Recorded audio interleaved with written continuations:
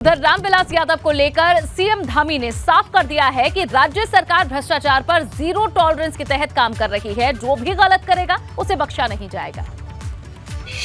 देखिए, भ्रष्टाचार को लेकर हमने पहले दिन से कहा है कि हम इस पर बिल्कुल भी टॉलरेंस नहीं करेंगे और पारदर्शिता के आधार पर सरकार काम करेगी। जो भी कानून के दायरे में आएगा, जो भी कानून के दायरे में कहीं पर गलत पाया जाएगा, उसके खिलाफ कड़ी कार्रवाई होगी, चाहे कोई भी।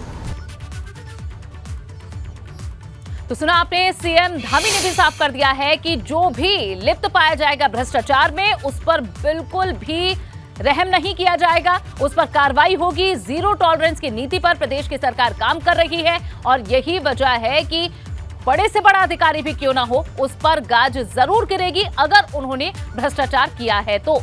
आईएएस रामविलास यादव की गिरफ्तारी के बाद जहां प्रदेश सरकार इस पर सख्त है, कोर्ट ने भी सख्ती दिखाते हुए 14 दिन की न्यायिक हिरासत में भेजा, जिसके बाद अब आगे टीम को पूछताछ इस मामले में करनी है। तो ये एक बड़ा अपडेट आपको दे रहे हैं। आज विजिलेंस की टीम रिमांड की मांग भी करेगी और ऐसे में देखना होगा कि क्या नए खुलासे होते हैं रामविलास यादव के इस भ्रष्टाचार में। कौन लोग शामिल है, क्या कुछ और नए नाम सामने आते हैं, परिवार के लोगों की भूमिका क्या है, इस पर भी अब इंतजार है खुलासा होने का। जहां बात यह भी कही जा रही थी कि उनके परिवार के लोगों से, उनकी पत्नी से पूछताछ इस मामले में हो सकती है। फिलहाल यहां विजिलेंस की टीम सख्त है, पूछताछ के लिए रिमांड की मांग भी आज की जाएगी। उधर रामविलास यादव की गिरफ्तारी पर कैबिनेट मंत्री गणेश जोशी का बयान भी सामने आ चुका है। उन्होंने कहा है कि भ्रष्ट अधिकारी पर सीएम धामी ने सही एक्शन लिया है। अफसरों की आय का ब्यौरा भी सार्वजनिक होना चाहिए। देश के पुष्कर सिंह धामी 2 की जो सरकार है, जीरो टॉलरेंस पर काम कर रही है। आपने कल देख लिया, सरकार से एक आईएएस को सस्पेंड किया, गिरफ्तार हुआ। ये और लोगों के लिए भी संदेश है, अगर दूसरा कोई रामविलास यहाँ पर होगा तो उसके खिलाफ भी यही कार्रवाई होगी। ये संदेश इस कार्रवाई के माध्यम से सरकार ने प्रदेश के अंदर दिया है और कहीं भी इस प्रकार की कोई कोताही होगी, कोई गलती होगी, इसको बर्दाश्त नहीं किया जाएगा। उधर सत्ता पक्ष के इतर कांग्रेस उपाध्यक्ष मथुरा दत्त जोशी ने भी रामविलास यादव की गिरफ्तारी पर बयान दे दिया है। उन्होंने कहा है कि सरकार ने कोई बड़ा कमाल नहीं किया है। क्या कुछ आगे कहा, सुनवाते हैं आप। देखिए, रामविलास यादव तो उत्तर प्रदेश कैडर के आईएएस हैं और उत्तर प्रदेश से उनकी जांच चल रही थी। उत्तर प्रदेश के वो नौकर हैं, उत्तराखंड का तो उनका कोई लेना देना था नहीं। सारी जांच तो उत्तर प्रदेश के समय से उनकी चल रही थी। यहाँ की सरकार ने कोई नया नहीं किया, कोई बहुत बड़ा कमाल नहीं कर दिया है। और जहाँ तक गणेश जोशी जी की बात है कि उन्होंने कहा कि हमारे पास कई रामविलास यादव हैं, तो मैं तो ये पूछना चाहता हूँ, रामविलास यादव हैं कहाँ?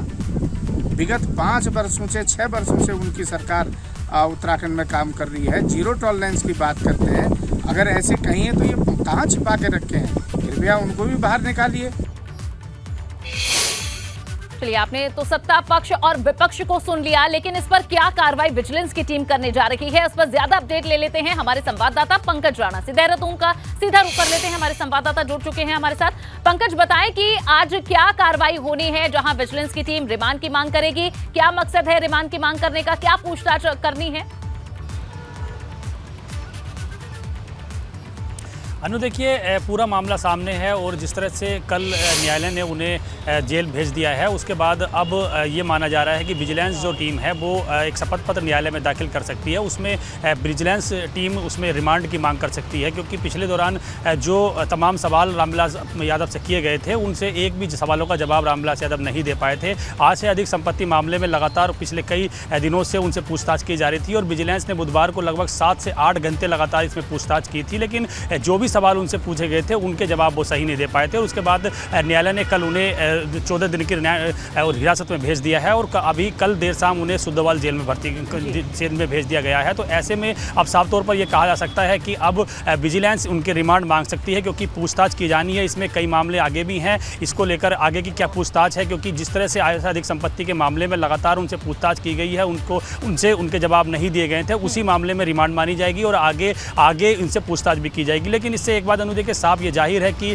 जिस तरह से एक मैसेज पूरे प्रदेश भर में गया है कि यदि कोई भी अधिकारी भ्रष्टाचार में लिप्त होगा या इस तरह की कोई भी चीज़ें करेगा तो उसे किसी भी कीमत पर बख्शा नहीं जाएगा। तो ये तमाम चीज़ें अब आगे उन अधिकारियों को, उन नेताओं को एक मैसेज चला गया है कि अगर किसी भी नेता या अधिकारी पर इस तरह की बात सामने आती है तो उन पर जीरो टॉलरेंस के हिसाब से काम किया जाएगा। ठीक है, जीरो टॉलरेंस की बात यहाँ प्रदेश सरकार कह रही है, जो टीम्स हैं और जो संस्थाएं हैं वो भी अपना काम कर रही हैं। पंकज, वो हमने देख लिया, लेकिन विपक्ष जो सवाल उठा रहा है उन्हें भी एड्रेस करना बहुत जरूरी है। यहाँ कांग्रेस प्रदेश अध्यक्ष को, उपाध्यक्ष को हमने सुना, उन्होंने ये कहा कि 5 साल से आप ही की सरकार थी, भाजपा की सरकार थी, तो इतना समय क्यों लग गया? और कई और भी अधिकारी ऐसे हो सकते हैं जो कि दूसरे रामविलास यादव हों, उन पर कार्रवाई कब होगी? तो क्या इस पर भी गौर करने की जरूरत है कि आखिर कितने समय से ये जो कार्रवाई अब दिख रही है उसकी छानबीन चल रही थी?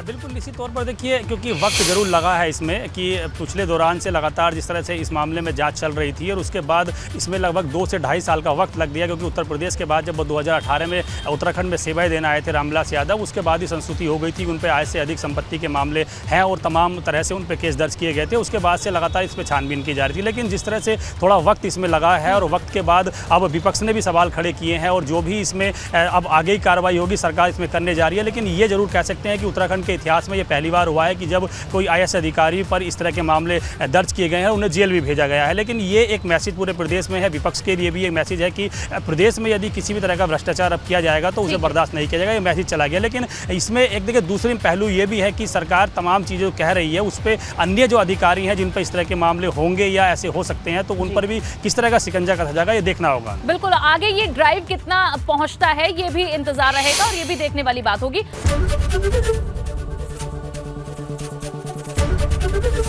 एबीपी गंगा, खबर आपकी, जुबान आपकी।